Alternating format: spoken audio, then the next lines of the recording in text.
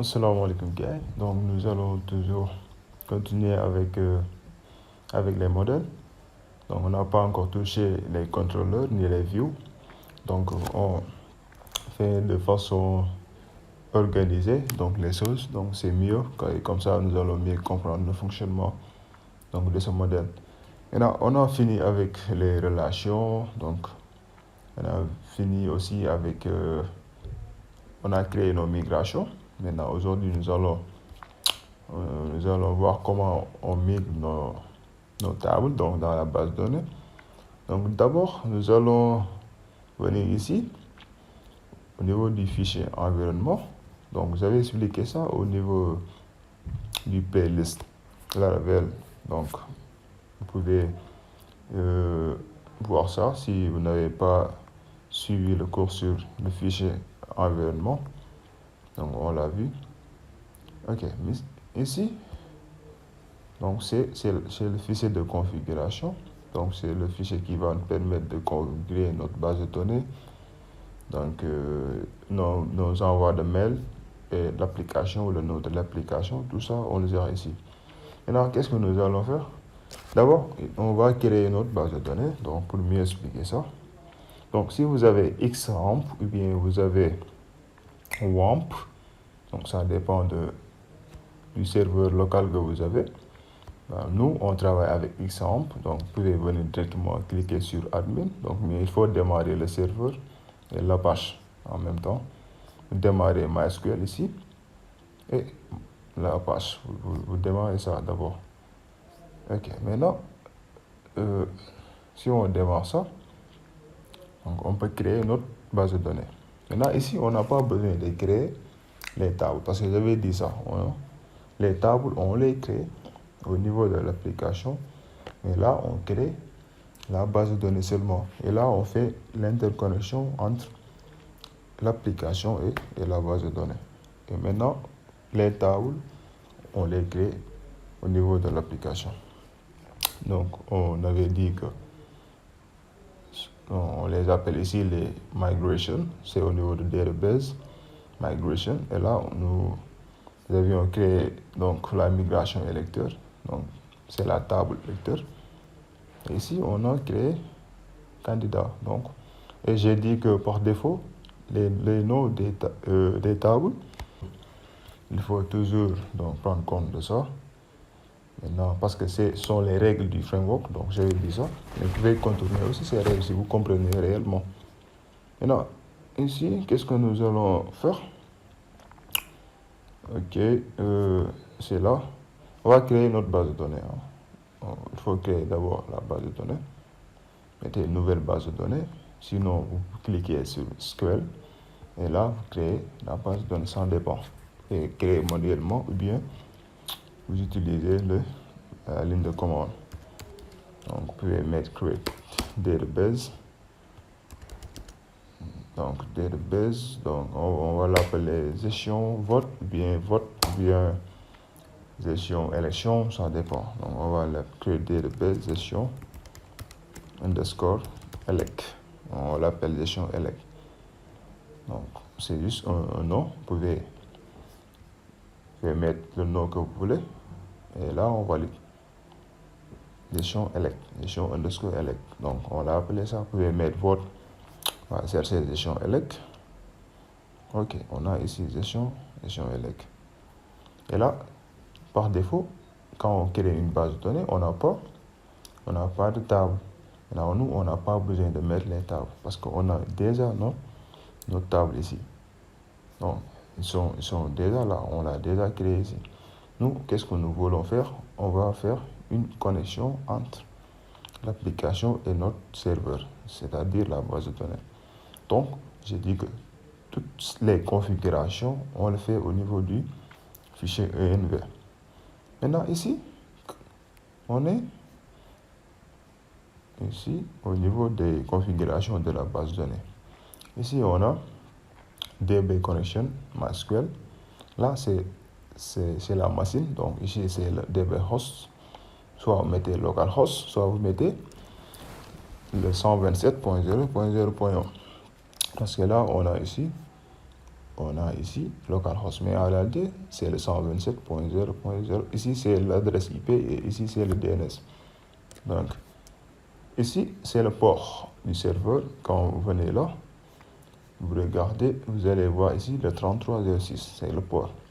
Donc, des fois, si c'est WAMP, des fois, c'est 3308. Ça dépend, il faut bien vérifier. Ici, c'est le nom de la base de données par défaut. Mais nous, on a créé une base de données, on l'a appelée gestion. Donc, on l'a appelé gestion elect. Donc, il faut le mettre ici. Ici, on va dire qu'on a créé une base de données gestion elect. Maintenant, ici, les accès par défaut, c'est root. Et le mot de passe, des fois, c'est vide. Donc, on laisse. Maintenant, si vous avez mis les accès, ou bien vous avez changé les accès par défaut, il faut les mettre ici. Sinon, vous aurez des erreurs et vous ne pouvez pas faire la connexion. Maintenant, comment ça se passe? Ce fichier-là. Donc, on va vous montrer ça. Vous allez au niveau de config. Et au niveau de config, c'est le dossier de configuration.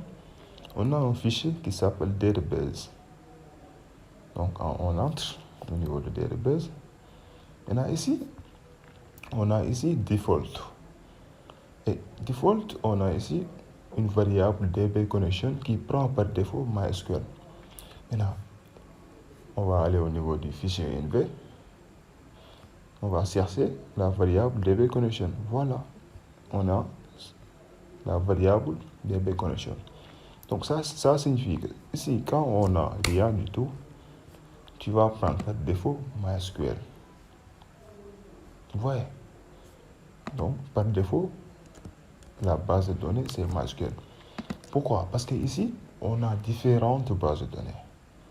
Donc ici, on a une variable connexion qui englobe SQLite, MySQL. Ici, on a PSQL, le PostgreSQL, SQL, SRV. On a aussi, donc, sont des types de bases de données. Donc, ça dépend du type de base de données que vous voulez utiliser. Maintenant, nous, on travaille avec le MySQL. Ok, maintenant, quand on a choisi le MySQL, donc nous devons remplir ces variables-là, à savoir le host. Donc, par défaut, c'est 127.0.0.1. Donc, si vous changez l'adresse IP de votre serveur, il faut le mettre ici. Maintenant, ne touchez à rien ici. Maintenant, les configurations sont faites ici, au niveau du fichier NV.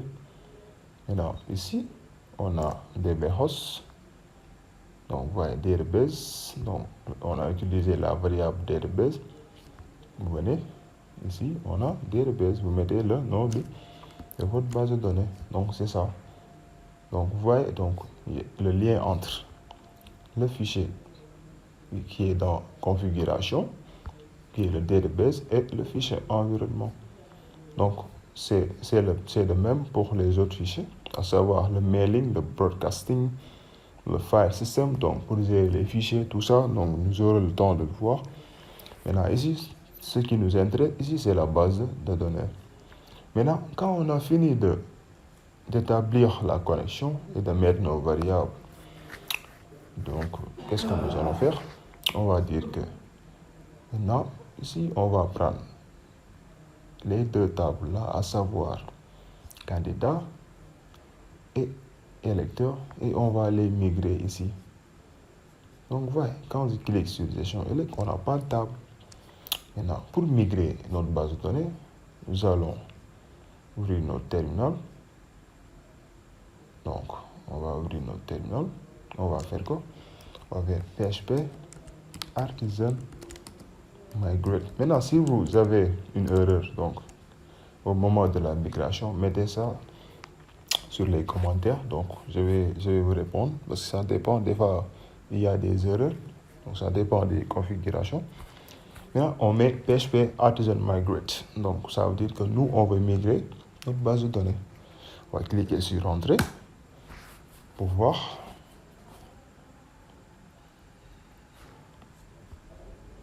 Ok. Ok. Donc, c'est la commande. Donc, vous voyez, donc on travaille avec les commandes. Vous voyez, ici, on a dit que la base de données est migrée. Mais on a une petite erreur ici. Donc, c'est laquelle? On nous a dit que ici, c'est quoi l'erreur? Donc, vous voyez, c'était ça. Donc, ici, ici, c'est au niveau de électeur. Il nous a signalé false. On va voir si on n'a pas une erreur au niveau de électeur. On n'a pas fait une erreur au niveau de électeur. Donc, il nous a dit string does not exist. Donc, ici, j'avais masé le R. Donc, c'est pas string, mais c'est string. Donc, vous voyez ces genres d'erreurs, mais il faut être attentif pour pouvoir identifier les erreurs et en même temps, il faut aussi comprendre mieux l'anglais. Sinon, vous copiez l'erreur, vous collez sur Google Traduction.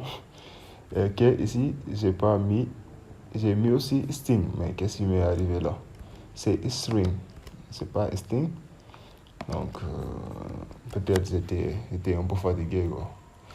Ok, maintenant c'est string. Maintenant, on va relancer à nouveau notre base de données. Donc, ouais.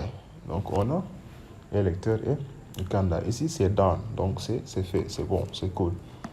On va venir ici. On va actualiser ici pour voir si on a nos tables ici. Ok, ouais. Ouais, c'est automatique. Donc, il nous génère ici les tables directement. On n'a même pas besoin de venir là créer les tables. Maintenant, donc, si nous migrons sur une base de données, sur une table, il y a des base de données automatiquement. Nous nous créer une base de données. Nous aussi candidat. On va aller au niveau de candidat. Ouais. Donc, ici, nous avons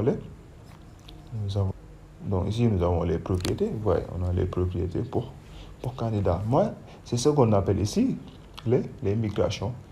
Maintenant, on ne va pas communiquer directement avec ces tables, mais on va utiliser les modèles qui sont dans App Modèle. Et là, on communique avec cette table-là qui est candidat. Donc, mais ça va être plus clair donc, quand on commence à faire les traitements au niveau base de données. Maintenant, je voulais juste vous montrer une autre chose. C'est quoi? Ici, on a par exemple, on est au niveau du modèle candidat, du migration candidat du moins. Par exemple, on voulait ajouter table, par exemple, string. On va mettre, par exemple, lieu de naissance. Donc, c'est pas la peine de l'ajouter, c'est juste un exemple pour vous montrer donc, un peu sur les migrations. Maintenant, on va migrer à nouveau. Il nous dit nothing to migrate. Pourquoi?